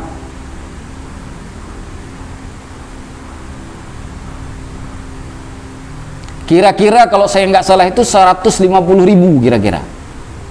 Lebih kurang ya, lebih kurang 150.000. Itulah zakat per bulannya. Hanya kalau dalam hitungan kita tijarah, dagang, itu harus tunggu dulu 12 tahun, 12 bulan, bukan 12 tahun, 12 bulan. Tetapi 12 bulan ini tidak berlaku pada zakat penghasilan. Zakat penghasilan hitungannya 12 bulan tapi mengeluarkannya setiap bulan. Ini teman-teman karyawan dikeluarkan setiap bulan tuh. Kalau sudah nyampe penghasilan, termasuk gaji pokok, lembur, gaji di tempat lain, mungkin pernah mengajar dan lain sebagainya, freelance, semuanya digabung jadi satu tuh semuanya. Kalau sampai 6.375.000 rupiah, diwajibkan keluarkan 2,5% setiap bulannya. Ustaz nggak tunggu 12 bulan? Boleh nunggu 12 bulan, bukan nggak boleh. Nah, saya tidak mengatakan nggak boleh, tetapi Dr. Yusuf Al-Qardawi dalam Fiqh Zakah mengatakan dikeluarkannya setiap bulan.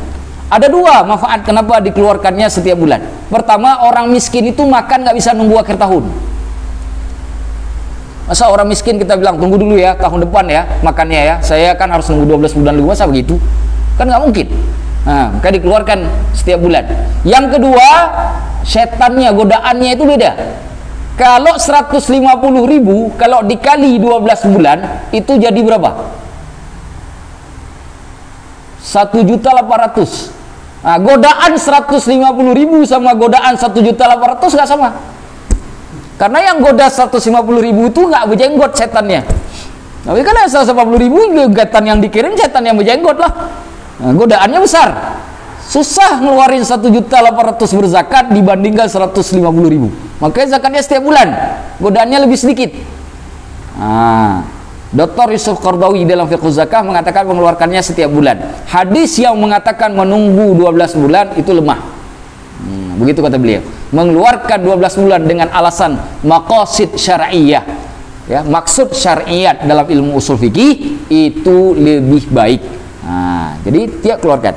Hanya saja bagaimana cara mengeluarkan kalau zakat penghasilan? Dihitung dari hitungan bersih atau dari hitungan kotor?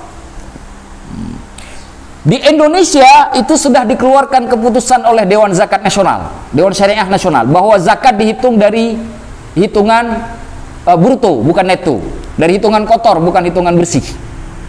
Kenapa dihitung dari hitungan kotor? Lebih selamat. Kenapa lebih selamat? Karena menghitung hitungan bersih itu susah. Contoh, saya pergi ke hari ini lapar nih siang ini. Kalau makan di warteg itu harganya cuma 15.000. Tapi kalau makan di warung Padang 25.000. Tapi kan ada yang saya ke Padang, ada juga saya yang ke warteg dalam waktu 1 bulan. Bagaimana cara menghitungnya? Hitungnya 15.000, hitungnya 25.000. Kan jadi sulit. Terus kalau saya pulang, saya hari ini ngisi bensin 10.000, esok saya ngisi bensin 15.000. Yang mana yang harus saya hitung? Yang 10.000 atau 15.000? Sulit. Makalah dihitung dari bruto. Hitung teman-teman semuanya yang berpenghasilan yang gaji. Hitung berapa bruto yang didapatkan dalam 1 bulan. Kalau sampai nisabnya 6.375.000 tadi, ya, sebagaimana penghitungan tadi. Tapi nanti lihat dulu berapa harga emas hari itu. Pada saat kita keluarkan zakat, lihat harga emasnya berapa. 1 gram emas itu berapa. Lalu dikali 85 dibagi 12 bulan baru dikeluarkan dari kedapatan nasabnya, kemudian dibagi lagi dengan 2,5%, 2,5% untuk kemudian menjadi zakat kita di bulan tersebut. Keluarkan dari kotor. Saya kalau sampai zakat, saya keluarkan juga dari kotor.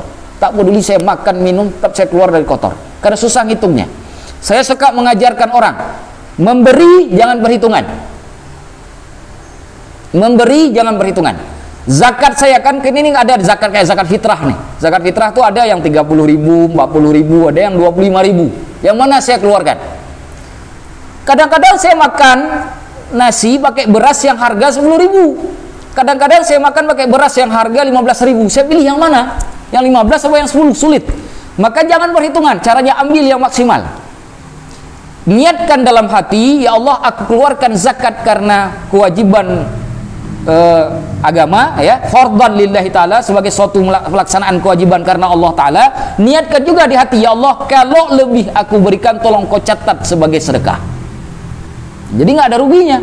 Yang rugi kalau nggak kemudian kurang dari batasan, nggak diterima oleh Allah. Nah, itu yang salah, itu yang berbahaya. Jadi lebihkan, lebih sedikit tidak masalah. Nah, jadi jangan pertimbangan kalau memberi. Wallahu a'lam bishawab. Semoga bisa menjawab pertanyaan dari Mas Rizky tadi.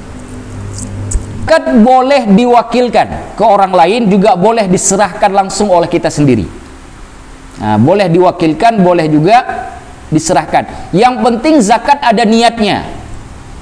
Nah, kalau kita serahkan langsung kan mudah kita zakat. Ukhriju zakata mali fardhan lillahi ta'ala. Aku keluarkan zakat hartaku sebagai suatu kewajiban karena Allah Ta'ala. Mudah. Atau nggak usah pakai lafaz, boleh juga di dalam hati. Misalkan, sahaja aku keluarkan di dalam hati ini, sahaja aku keluarkan zakat sebagai sebuah kewajiban karena Allah Ta'ala. Kalau kita keluarkan sendiri. Kalau diwakilkan, maka yang mewakili kita itu harus mengatakan, nah, ini zakat fulan bin fulan yang diserahkan fardhan lillahi ta'ala.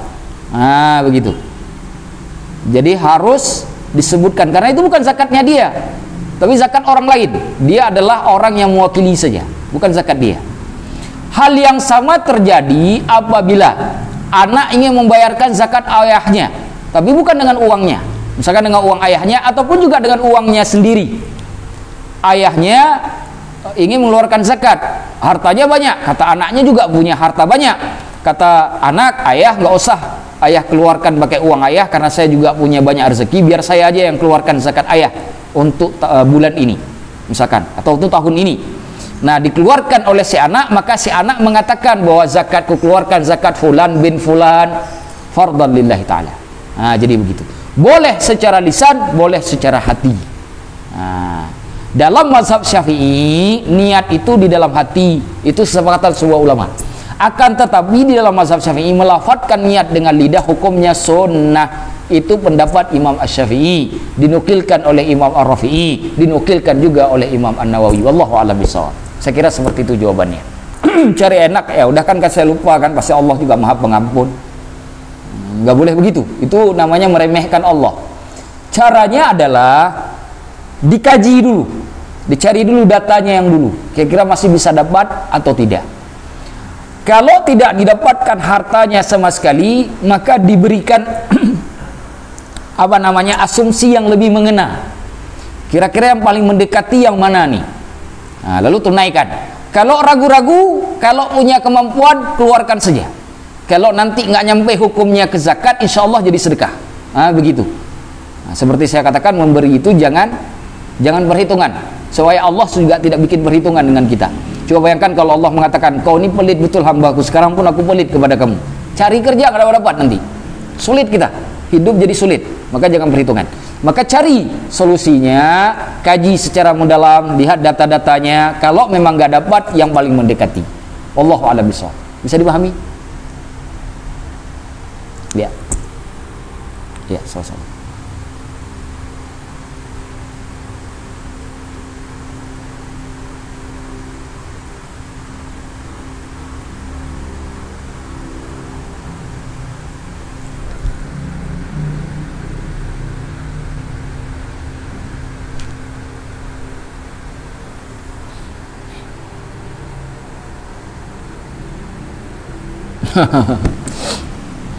Orang Melayu bilang begini, kata orang Melayu itu, Allah bisa karena biasa.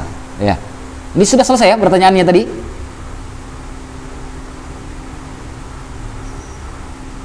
Halo, pertanyaannya bagaimana kalau kita bercanda dengan teman, tiba-tiba, ya namanya bercanda kan sebagai teman kan biasa dilakukan, tiba-tiba teman sakit hati, gimana? Ya dosa, nggak gimana-gimana ya, tetap dosa. Nah, bagaimana cara menjaganya? Tapi jangan biasakan bercanda kelewat batas. Jadi bercanda itu tetap dalam koridor. Bercanda boleh, tapi tetap dalam koridor. Karena ada juga tuh orang bercanda, engkau nih mukamu maka macam muka babi. Ya marahlah orang. Disebutnya di depan umum lagi. Ya marahlah orang. Itu sudah kelewat batas namanya. Itu bukan lagi bercanda namanya. Itu namanya sudah menghina. Itu haram hukumnya. Maka biasakan.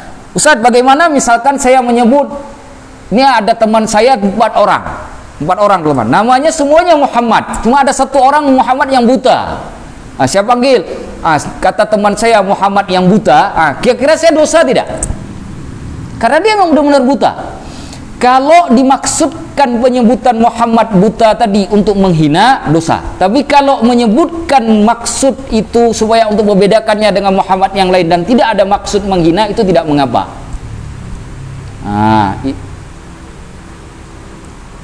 Ya jangan diulang, minta maaf. Kalau yang bersangkutan sakit hati, maka yang bicara seperti itu wajib hukumnya minta maaf. Kadang-kadang tuh dalam pergaulan begitu, sudahlah kita yang menyakiti, ngomong lagi, alah cemen betul, begitu aja diomongin marah pula. Ini kan ini orang ini susah nih, orang begini nih. Sudahlah dia salah, dia pula yang ngomong orang lain cemen. Padahal jelas-jelas yang dia ucapkan tadi itu menghina. Nah, orang yang baik ketika dia tahu yang salah, coba-coba dia minta maaf. Ya mungkinlah orang bisa bersalah, pastilah dimungkinkan orang bersalah. Maka karena kita bisa bersalah, maka coba-coba minta maaf. Minta maaf kepada dia. Nggak berani di depan orang rame, ya berdua saja, lagi menyepi gitu. Bro, tadi gua salah ngomong begini-begini, minta maaf lah. Demi Allah, nggak ada maksud macam-macam. Cuma memang karena sering bercanda aja, kalau ntar minta maaf lah. Mau maafkan ya. Kalau memang inti sakit hati, gua minta maaf banget. Nanti ke teman-teman saya juga akan kasih tahu dah bahwa itu memang salah saya. Nah, ngomong. Insya Allah teman yang kita minta ampun juga akan lebih jauh bisa menghargai kita. Karena keberanian kita untuk mengakui kesalahannya. Laki-laki gentleman itu begitu. Nah, kalau yang tadi itu bukan gentleman itu. Nah, bisa dipahami? Ya, silakan. Ya. Syekh Wahbah Az-Zuhaili mengatakan pajak tidak bisa dihitung terhadap zakat. Pajak tidak bisa dihitung terhadap zakat. Karena case-nya berbeda. Ini kata Syekh Wahbah Az-Zuhaili dalam kitab Al-Fiqhul Islami wa Adillatuh. Case zakat itu melekat dengan setiap orang selama dia mampu membayarkannya. Tapi pajak itu bebannya bukan dari Allah, dari pemerintah, dari penguasa. Nah, dan dibebankan kepada seseorang apabila kondisi negara darurat. Nah, itu dalam hukum Islam. Pajak itu baru dibebankan kepada rakyat apabila kondisi negara dalam darurat. Maka kalau ada negara yang terus pakai pajak terhadap rakyatnya, berarti memang negaranya darurat terus-menerus dalam pandangan Islam. Itu dalam pandangan Islam, bukan pandangan saya. Maka karena perbedaan sifat inilah kemudian Syekh Wahbah Ghazali mengatakan tidak bisa disamakan zakat dengan pajak, kecuali ada undang-undang dari pemerintah yang menghitung zakat kepada pajak. Kalau tidak, tidak bisa. Nah, tidak boleh dilakukan. Jadi pajak satu case, zakat satu case. Kalau dalam kondisi hari ini teman-teman bayar pajak kendaraan, misalkan kendaraan pribadi, maka kemudian itu dihitung kepada zakat, itu tidak bisa. Tetap pajak satu masalah, zakat masalah yang lain. Itu satu. Yang kedua, kendaraan yang digunakan pribadi dan itu bukan untuk menumpuk harta, tapi memang untuk kepentingan. Misalkan ya, semua harta yang kita miliki yang digunakan sehari-hari berdasarkan kebutuhan yang sama, itu tidak dikenakan zakat. Yang di zakat itu yang lebih dari batasan. Contoh, punya rumah mobil 2, yang diperlukan cuma 1, itu kena zakat. Yang 2 itu, yang 1 lagi itu kena zakat. Saya pakai emas nih, emas misalkan. Emas yang dipakai itu yang di tangan, yang di yang di telinga, yang dipakai sehari-hari, itu tidak dihitung ke zakat. Yang dihitung zakat itu emas yang disimpan. Ustadz, saya memang zakatnya emasnya sudah 85 gram, tapi semuanya saya pakai. Ya nggak mungkin lah dipakai 85 gram semuanya. Yang dipakai tetap aja yang beberapa gram. Yang lain kan tetap disimpan, walaupun dipakainya diputar-putar balik aja. Nah, kali ini pakai yang ini, nanti pakai yang sana. Nah, jadi tetap yang dihitung itu yang tidak dipakai. Yang dipakai sehari-hari itu tidak dihitung. Tetapi jika beli mobilnya 1 bukan dasar kebutuhan, tapi dasarnya memang untuk hidup lebih enak, nah itu kena zakatnya tuh. Jadi yang tidak kena zakat harta yang menopang hidup kita. Sama seperti kita punya perusahaan, punya mobil, perusahaan punya mobil tuh, mobil dinas perusahaan. Nah itu mobil dinas perusahaan tidak kena harta zakat itu. Itu dimasukkan dalam modal tetap, bukan modal bergerak. Itu tidak kena zakat. Nah, cuma ini ada perusahaan punya mobil 100 yang dipakai 50, 50 lagi kena zakat itu. Karena bukan lagi modal tetap. Karena itu nimbun harta namanya. Nimbun harta tetap kena zakat. Nah, seperti itu. Bisa dipahami?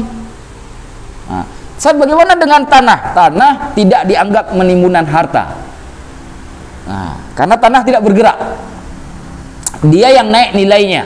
Karena yang naik nilainya bukan tanahnya, maka zakatnya ketika dijual atau kemudian ketika dia diolah, misalkan ditanami, baru kena zakat. Bisa dipahami kira-kira?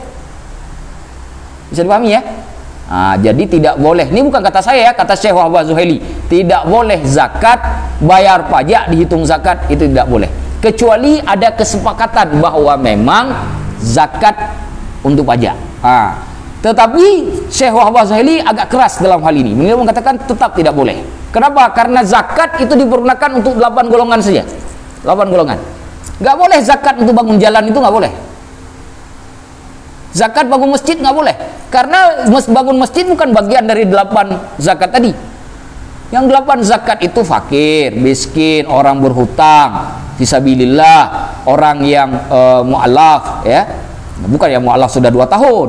Kalau 2 tahun bukan lagi mu'alaf itu namanya. Atau orang amil. Nah, itu yang kena zakat itu yang model-model begitu. Kalau bangun jalan dari uang zakat itu tidak dibolehkan. Nah, bagaimana caranya membangun jalan? Dari pajak. Makanya kata Syekh Wahbah Zuhaili, karena pengalihannya berbeda, maka tidak boleh pajak dihitung atas zakat ataupun sebaliknya. Ini kata Syekh Wahbah Zuhaili, bukan kata saya. Saya kutip saja. Meskipun di Malaysia saya dengar-dengar itu sekarang orang bayar pajak sama dengan orang bayar zakat. Kalau di Malaysia ketentuannya sudah dibuat seperti itu. Yang Muslim asal bayar pajak sudah nggak bayar zakat. Karena apa? Karena pajaknya dipakai untuk 8 golongan tadi. Nah begitu, bukan untuk bikin gedung pemerintah, bukan. Nah, nanti diambil zakat kita bikin gedung ibu kota baru tuh di Kalimantan. Nggak boleh. Nah itu nggak boleh. Nggak, saya ngomong zakat, bukan ngomong politik ya, ngomong zakatnya. Saya ingin ngasih contoh saja, nggak boleh. Nah, karena boleh mengambil uang pajak untuk membuat gedung pemerintah, itu boleh. Nah, Karena pemakaian yang berbeda, kata Syekh Wabasaili, tidak boleh kemudian bayar zakat dihitung terhadap pajak, bayar pajak dihitung terhadap zakat. Wallahu a'lam bishawab. Oh, sudah jam 6. Baik, boleh saya tutup dulu Mas Muhammad? Sebelum saya kembalikan ke Mas Muhammad, saya tutup dulu teman-teman semuanya. 3 ayat pertama dari surat Al-Humazah itu sering kita temukan dalam kehidupan. Sering sekali kita temukan dalam kehidupan. Maka teman-teman saat sekarang, di zaman kita hidup saat ini, ketika banyak hal yang seperti kita lihat, maka jadikan surat Al-Humazah sebagai dasar agar kita juga tidak masuk terjerumus ke dalam tempat yang sama. Karena akibatnya sangat luar biasa. Karena dari ayat keempat sampai ayat terakhir, Allah menjelaskan sebab orang yang melakukan perbuatan hina yang dimaksudkan pada 3 ayat pertama dari surah Al-Humazah. Saya mendoakan diri saya sendiri khususnya dan semua orang yang ikut dalam kajian ini, semoga Allah selamatkan, Allah mudahkan kehidupannya, Allah mudahkan rezekinya, tapi tidak Allah berikan kesempatan dia untuk menyombongkan diri, tetap rendah hati, tetap tawadhu, baik di hadapan Allah maupun di hadapan makhluk-makhluknya Allah. Supaya jika Allah berikan harta yang banyak kepada hamba-hamba Allah yang ada di sini, dia bisa menjadi hamba Allah yang baik dan dia gunakan harta tersebut untuk membantu Allah dan Rasulnya. Amin ya rabbal alamin. Saya mohon maaf jika ada yang salah. Tentunya yang benar itu dari Allah, bukanlah dari manusia. Maka jika yang benar yang saya sampaikan itu dari Allah, jika yang salah saya sampaikan, semoga Allah mengampuni dosa saya, karena itu merupakan bagian dari kelemahan yang saya miliki. Hadanallahu wa iyyakum ajma'in. Aqulu qawli hadza wa astaghfirullahal azim. Wassalamu alaikum warahmatullahi wabarakatuh.